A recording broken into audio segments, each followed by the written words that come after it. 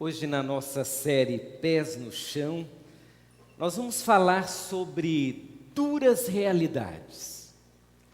Realidades que estão ao nosso redor, mas que nós nem percebemos. Você é uma pessoa observadora? Você consegue detectar a realidade que está à sua volta, ao seu entorno? Algumas pessoas são muito observadoras, são detalhistas. Elas conseguem enxergar não apenas as grandes coisas, mas também as pequeninas, que às vezes indicam situações graves, difíceis, perigosas.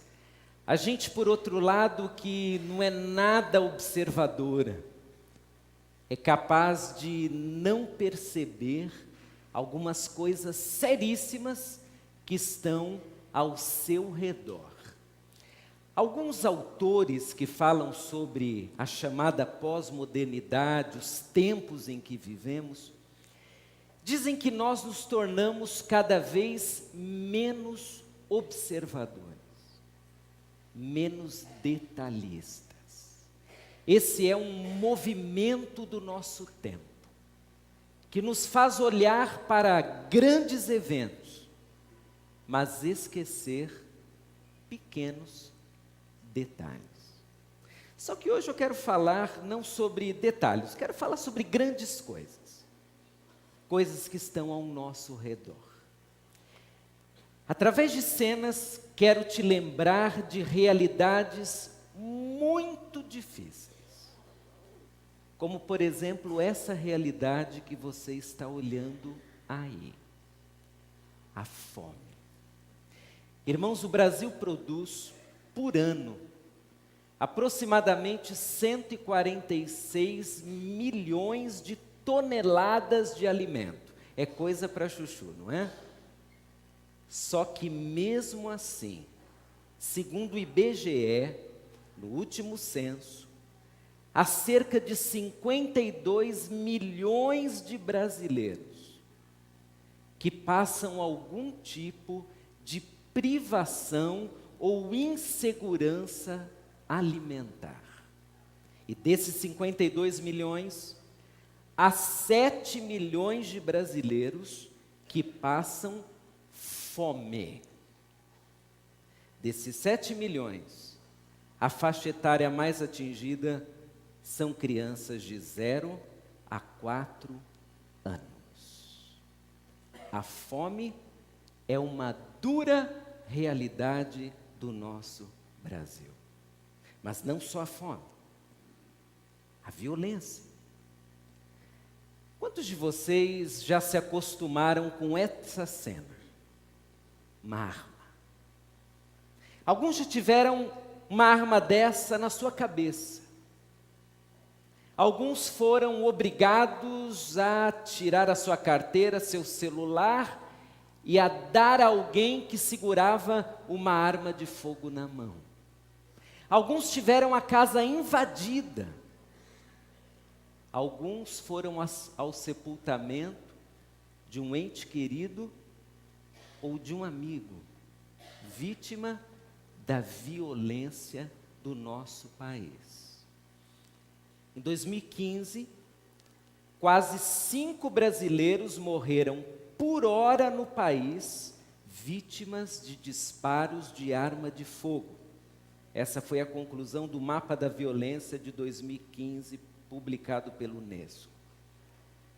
Desse pessoal todo que morreu, 59% eram jovens, com 29 anos de idade, aproximadamente. Essa é a média.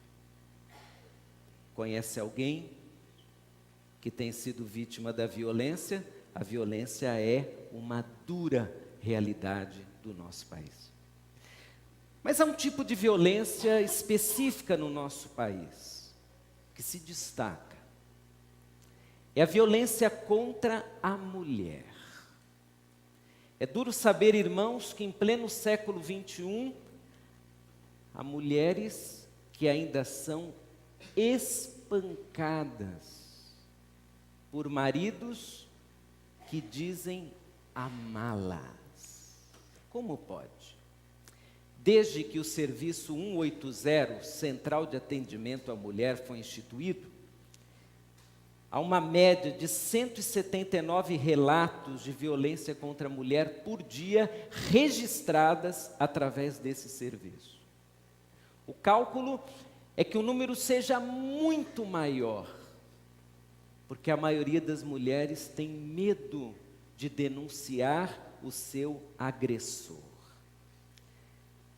No ano de 2015, foram registrados 16 mil casos de agressão física contra a mulher. E desses 16 mil, a gente pode imaginar que, infelizmente, a maioria dos casos de violência contra a mulher acontece dentro da própria casa onde essa mulher reside. A violência contra a mulher é uma dura realidade do nosso país. Quer outra? Essa imagem que você vai ver agora é do norte do país, do Rio Grande do Norte. Essa é uma das investidas da Delegacia Regional do Trabalho e da Polícia para resgatar trabalhadores em regime de escravidão. Isso é no Brasil.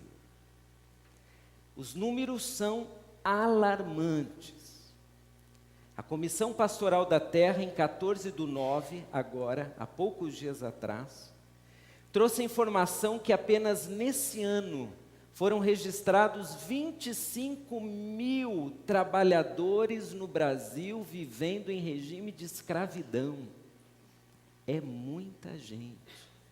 Desses 25 mil, a maioria era analfabeto, tinha entre 25 e 40 anos de idade, vivia em condição subhumana, sem acesso à água potável, alojamento, salário e agora o detalhe, com o cerceamento do direito da liberdade. Segundo a Pastoral da Terra também, de 95 a 2006, já foram libertos mais de 20 mil empregados em situação de escravidão apenas em fazendas do Brasil. Um relato da Marinalva Cardoso, que é auditora da Delegacia Regional do Trabalho do Rio Grande do Norte, é impressionante. Olha o que ela escreveu. Resgatamos trabalhadores em condições inferiores à dos animais em cativeiro. Eles são proibidos de regressar para a cidade de onde partiram. Tem jornadas excessivas de trabalho, algumas chegando a 18 horas.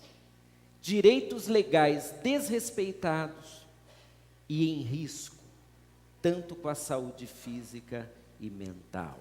O trabalho escravo é uma dura realidade do nosso país. Mas querem outra? Olha essa imagem. É uma criança. É uma das milhares de crianças vítimas de violência e abuso sexual no nosso país. Irmãos, agências de turismo, em alguns lugares do mundo, que têm programas especiais para pedófilos. É vergonhoso. Quem declara isso foi a embaixada americana, que compartilhou algum tempo atrás números assustadores sobre a pedofilia no Brasil. A CIA, que fornece informações para a embaixada, trouxe os seguintes números. Abrem cerca de 1.000 novos sites de pedofilia com crianças brasileiras todos os meses, sendo que 52% desses sites tratam de crime contra crianças com idades que variam de 9 a 13 anos. 12% deles expõem crianças de 0 a 3 meses. Em 2014, pesquisas da Interpol indicavam que 76% dos pedófilos do mundo tinham conexão com o Brasil. De todos os pedófilos presos pela Interpol, 72% tinham conexão com o Brasil. A pedofilia é uma dura realidade do nosso Brasil. E a corrupção? A gente está falando sobre corrupção todos os dias. Parece até que a corrupção, de alguma forma, nos deixou anestesiados. Todo dia falando do mesmo tema. Mas a corrupção é uma realidade terrível. O Decontec, que é o Departamento de Competitividade e Tecnologia da Fiesp, tem revelado números do preço da corrupção no Brasil. A pesquisa aponta um custo médio anual da corrupção no Brasil, que representa de 1,38% a 2,3% do produto interno bruto, ou seja, algo em torno de 41 a 70 bilhões de reais por ano. Apenas a Lava Jato, em 2 anos, já devolveu aos cofres públicos 3 bilhões de reais e espera devolver 21 bilhões de reais. É assustador. A corrupção é uma dura realidade do nosso país. Eu quero terminar com uma cena conhecida de alguns aqui, principalmente dos missionários. Essa é uma foto da Cracolândia. Alguns conhecem. Cracolândia num dia de movimento médio. O SUS trouxe a seguinte informação sobre dependência química dos anos de 2006 a 2012. Um crescimento de 128% de casos de internação de dependentes químicos. 2006 a 2012. O LENAD, que é um instituto ligado à USP, traz o número de 3 milhões de usuários de crack e cocaína no Brasil, isso registrado. E a Cracolândia é uma imagem disso. Há várias Cracolândias no Brasil. A nossa mais famosa. Mas há Cracolândia em todas as capitais e em muitas cidades do interior. Muito bem. Depois de todas essas imagens, como você se sente? Feliz? Tranquilo? Se sente muito animado, dizendo: que país maravilhoso que nós vivemos. Irmãos, nós nem falamos em saneamento básico, nós não falamos na educação de péssima qualidade, não falamos no estado da saúde pública, dos crimes no trânsito, da infraestrutura, dos casos de violência familiar, suicídio, racismo, desigualdade social. Irmãos, teríamos umas centenas de fotos mostrando duras realidades do nosso país. E se nós olhássemos de uma maneira mais detalhista, nós veríamos que estamos cercados por realidades assim. E a pergunta que eu te faço hoje: qual é a nossa reação como igreja de Cristo a todas essas realidades. O que nós sentimos, o que nós fazemos, como nós respondemos. Irmãos, enquanto essas realidades estão ao nosso redor, por vezes nós estamos super distraídos, tanto que nós não enxergamos. E já vimos domingo passado que o diabo é especialista em nos distrair.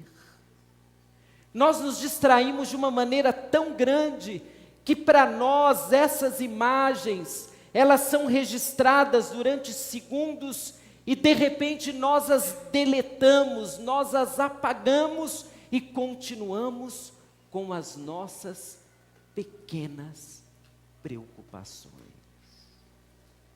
Realidades tão graves que deveriam nos fazer chorar e trabalhar para diminuir a situação terrível que milhões de pessoas no Brasil vivem. O que nós, como igreja brasileira, e o que nós, como igreja Betel, fazemos pelas duras realidades que estão ao nosso redor. Enquanto falamos, irmãos, de questões assim, entra em cena uma outra realidade, talvez pior que todas essas. É a realidade do cristão cego a tudo que está ao seu redor. É a imagem do cristão que não se compadece, que não chora a dor do outro, que não se importa. O cristão que construiu um patrimônio para si mesmo e não para o próximo. Um cristão que, quando pensa em vida cristã, pensa em mais dinheiro para si, pensa em mais saúde para si, pensa em bem-estar para si, pensa em bênçãos para si, enquanto o mundo está morrendo. E morre duas vezes, porque morre espiritualmente, porque não tem a salvação em Cristo, mas morre como ser humano, que foi criado à imagem e semelhança do Deus a quem chamamos de Pai. Irmãos, enquanto existem todas essas realidades, nós ficamos distraídos. E eu digo nós, todos nós nos distraímos com uma série de assuntos. E nós elegemos alguns assuntos sem importância como sendo tão importantes, que nós gastamos todo o nosso dinheiro, toda a nossa energia, toda a nossa fé, todo o nosso talento, com coisas que não salvam, não abençoam ninguém, não ajudam ninguém. Irmãos, todo o nosso dinheiro sendo gasto com aquilo que não ajuda, que não abençoa. Toda a sua criatividade, todo o seu talento, toda a sua saúde, sendo usados apenas para si mesmo, para as suas coisas. Essas duras realidades deveriam mexer conosco. Essas duas realidades deveriam nos tirar um sono, para pensarmos o que podemos fazer como igreja de Jesus. Essas duas realidades deveriam nos unir como técnicos em diferentes áreas e pensar como nós, igreja, podemos fazer alguma coisa por essa sociedade. Essas realidades deveriam fazer aqueles que ganham mais a pensar como eu posso investir mais para levar comida para uma dessas milhares de crianças, ou para ajudar em outras tantas realidades que nos cercam. Tem um texto que sempre me chama a atenção, é Lucas 19, 41, que é o texto que fala sobre o coração de Jesus quando olhou para a cidade, no caso Jerusalém. Jesus vinha de uma viagem, ele está já na trajetória final do seu ministério. E Jesus, quando olha Jerusalém numa situação de altitude, Jesus tem uma visão da cidade. O texto diz que o nosso Senhor Jesus chorou sobre Jerusalém, chorou sobre a cidade. E aí depois diz por que ele chorou. O texto é um verdadeiro lamento de Jesus. Ah, Jerusalém, se você soubesse, um lamento. Jesus enxerga a cidade, nós não enxergamos, nós de fato não enxergamos. Nós olhamos a cidade, nós olhamos a situação, nós de vez em quando damos uma moedinha para um pedinte, nós somos capazes de ter um momento assim de constrangimento, e chegamos até a chorar mesmo, mas é um choro ineficaz, porque é só choro. Jesus, quando olhou para Jerusalém, sabia do futuro de Jerusalém. Ele sabia que Jerusalém seria devastada, e ele chorou. Irmãos, o nosso mundo está sendo devastado. A nossa cidade está sendo. O nosso bairro está sendo. Se você mora em Santana, vá ao metrô. E você vai ver não mais um morador de rua. Eu acho que só aqui, na região de Santana, nós já temos algumas centenas, chegando quase a 1 milhar de pessoas morando na rua aqui. O que estamos enxergando em meio a essa realidade que nos cerca? Qual é a nossa preocupação? Qual é o nosso foco? Irmãos, é triste saber que há cristãos que estão mais preocupados com a roupa que vão vestir no domingo, ou com o cardápio, com o lanche que vai ser servido na cantina, do que com a missão deixada por Jesus. É uma realidade. E nós ficamos bravos quando algumas das nossas expectativas tão grandes não são atendidas. Wesley, famoso personagem do reavivamento, dizia que nós deveríamos ficar muito bravos se saíssemos de um culto sem um testemunho e ao mesmo tempo um desafio. Ele disse que nós deveríamos sair bravos de um culto por isso. Hoje nós saímos bravos de um culto, reclamando de um culto, quando somos desafiados. Quando somos levados a sairmos de uma zona de conforto e encararmos as situações que nos cercam. Irmãos, a igreja do nosso tempo quer muito descanso, quer muitas bênçãos, quer muito conforto, quer pouco trabalho, quer pouco desafio.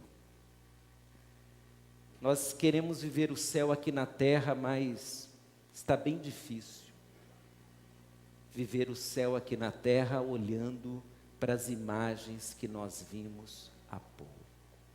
Por isso, quero que você leia agora comigo um texto, Mateus 5. E na leitura desse texto farei 3 aplicações sobre as duras realidades que nos cercam. Mateus 5, a partir do verso 13, diz: Vocês são o sal da terra, mas se o sal perder o seu sabor, como restaurá-lo? Não servirá para nada, exceto para ser jogado fora e pisado pelos homens. Vocês são a luz do mundo. Não se pode esconder uma cidade construída sobre um monte. E também ninguém acende uma candeia e a coloca debaixo de uma vasilha. Ao contrário, coloca no lugar apropriado e assim ilumina todos que estão na casa. Assim brilhe a luz de vocês diante dos homens, para que vejam as suas boas obras e glorifiquem ao Pai de vocês, que está nos céus.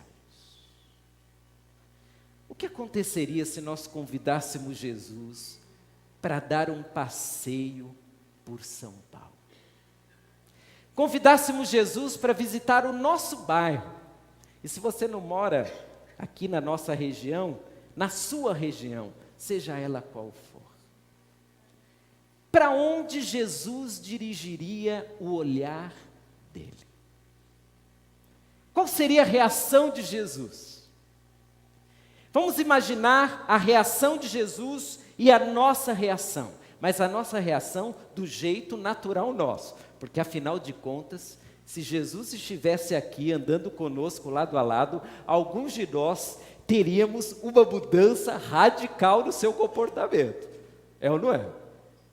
Jesus sentado comigo aqui no banco do passageiro, eu no meio de um trânsito, estaria tranquilo, cantando um hino até do cantor cristão, estaria ali tranquilo. Agora, sem Jesus é outra história. Com Jesus, o pedinte possivelmente receberia algumas moedinhas nossas.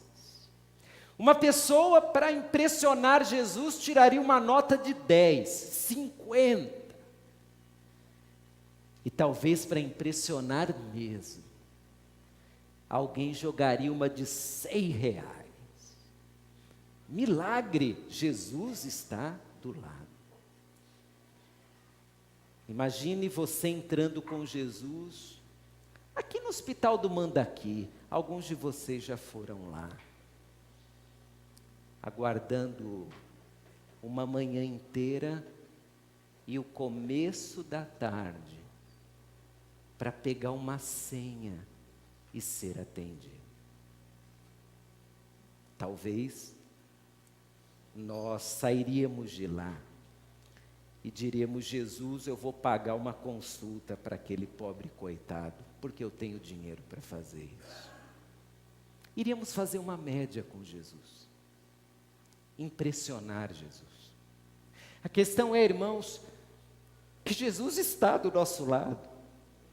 Isso não é hipotético. Naquela hora do trânsito, do hospital, do pedinte, Jesus está do nosso lado. Naquela hora das duras realidades, Jesus está do nosso lado.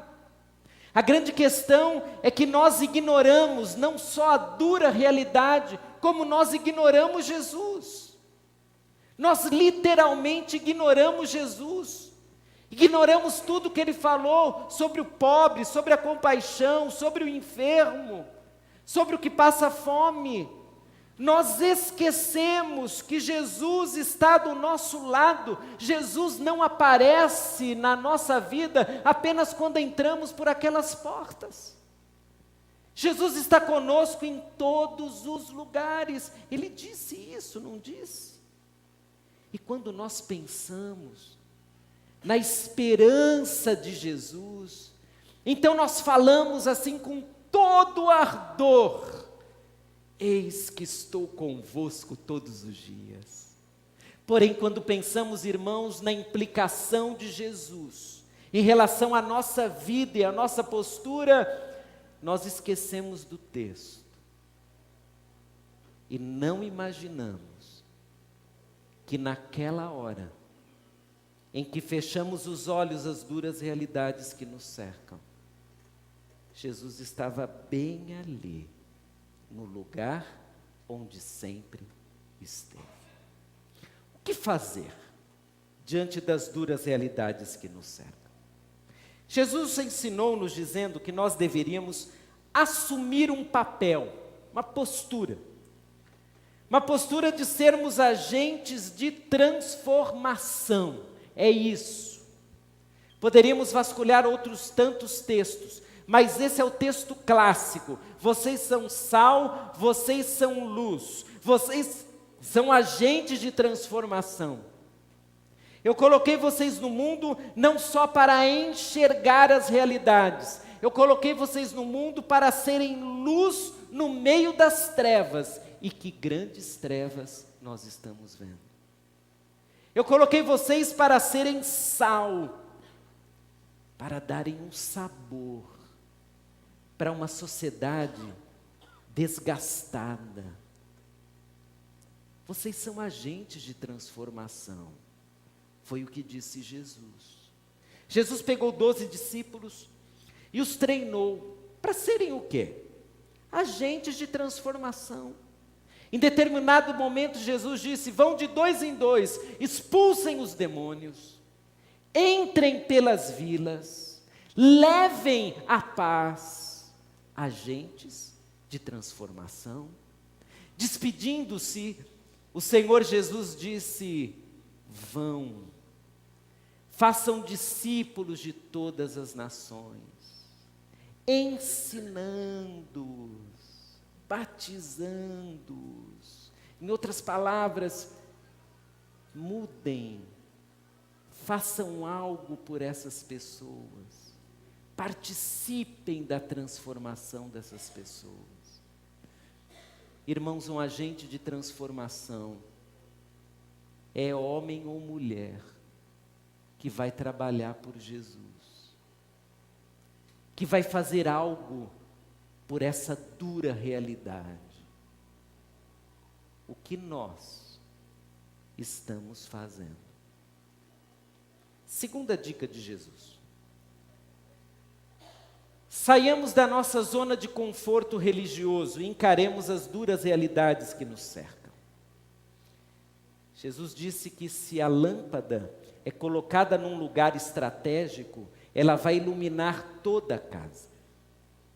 Porém, se aquela mesma lâmpada for colocada, quem sabe, dentro do armário, se nós fecharmos o armário, ela não servirá de nada. Queridos, a nossa zona de conforto é essa. É esse prédio, é a nossa casa, é o lugar onde nós ligamos a nossa televisão e escolhemos o que queremos assistir.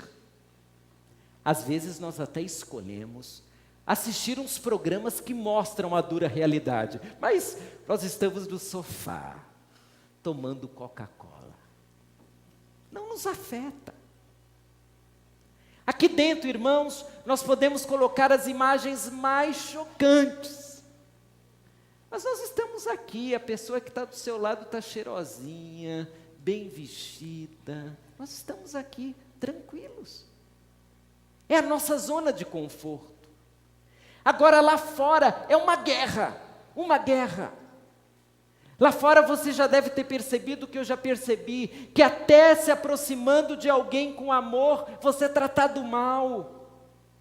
Mas isso não pode apagar o nosso compromisso de sermos sal e luz.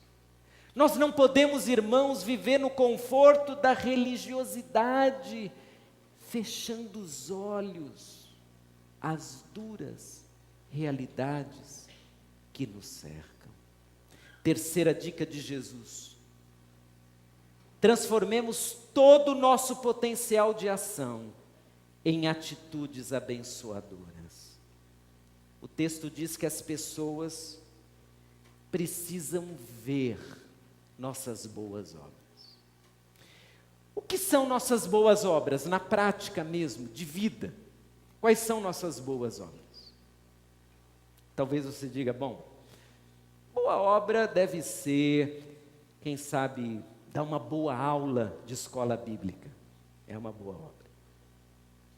Tocar bem na banda de domingo é uma boa obra.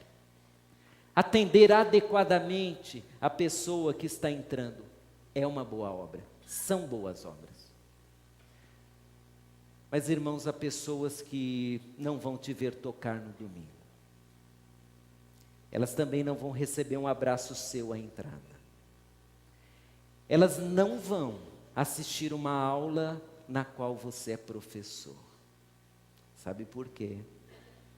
Porque elas não estão aqui. Será que nós fazemos boas obras apenas aqui? Boas obras com os bons? Aliás, há uma crítica de Jesus sobre isso. Porque se nós fazemos coisas boas para os bons, de que vale isso? Temos que fazer boas coisas para os maus, para os ingratos, para aqueles que sequer nos agradecerão, mas que, quem sabe, irmãos, dando uma mordida naquele sanduíche nota 10, ou comendo aquela comida quentinha da noite, talvez eles glorifiquem o nome de Deus por nossa causa, porque naquela noite estão indo dormir sem fome, e talvez, queridos, sem saberem nada de Bíblia, eles vão dizer: obrigado, Deus, porque hoje eu dormi sem fome. Isso é muito mais do que isso, irmãos. As estruturas malignas, elas transformaram esse mundo num palco de tragédia, que nós, servos de Jesus, temos autoridade para mudar. Nós temos. A nossa autoridade não é autoridade só para fazer culto, é autoridade para expulsar demônio, é autoridade para entrar na cadeia e pregar sobre libertação a um homem homicida que lá dentro vai reconhecer a verdadeira liberdade, e se sair de lá, terá liberdade dupla, mas estando lá, ainda assim será livre em Cristo Jesus. Nós temos autoridade. Nós temos autoridade para ir até o perdido. Nós temos autoridade para nos erguer contra a corrupção e a injustiça. Nós temos autoridade para sugerir e insistir para que as regras que foram criadas em meio à maldade sofram mudanças pela bondade dos servos de Deus. Irmãos, nós temos autoridade para fazer a diferença nesse mundo. Nós temos autoridade para socorrer vidas. Nós temos autoridade para mostrarmos para essa sociedade que há esperança. A esperança está em Jesus e na igreja de Jesus, que proclama o nome de Jesus. Bem, as duras realidades nos cercam. O que nós vamos fazer? Se nos enxergarmos como um clube social, sabe o que nós vamos fazer? Nada. Nada. Porque o clube social existe para quem? Para os sócios. Se nós nos enxergarmos como clube social, não faremos nada. E ainda vou arriscar que, se nos considerarmos como um clube social, meia dúzia vão passar por aquela porta e vão dizer: mas que sermão ruim hoje. Não é? Eu queria uma coisa de alívio, eu queria esperança, eu queria alegria. A minha semana já foi tão dura, eu venho ouvir que tenho que trabalhar, que tenho que servir. Se nós nos sentirmos um clube, esse será o comentário. Mas, se nós nos sentirmos como igreja de Jesus, irmãos, nós vamos nos levantar como verdadeiros guerreiros e nós vamos passar a semana pensando: como eu posso ser bênção na vida de alguém? Nós somos um clube social? Não. Mas nós somos a igreja de Jesus. Que as duras realidades que nos cercam tenham a ação nossa para que sejam menos duras e mais doces. Vamos ficar de pé.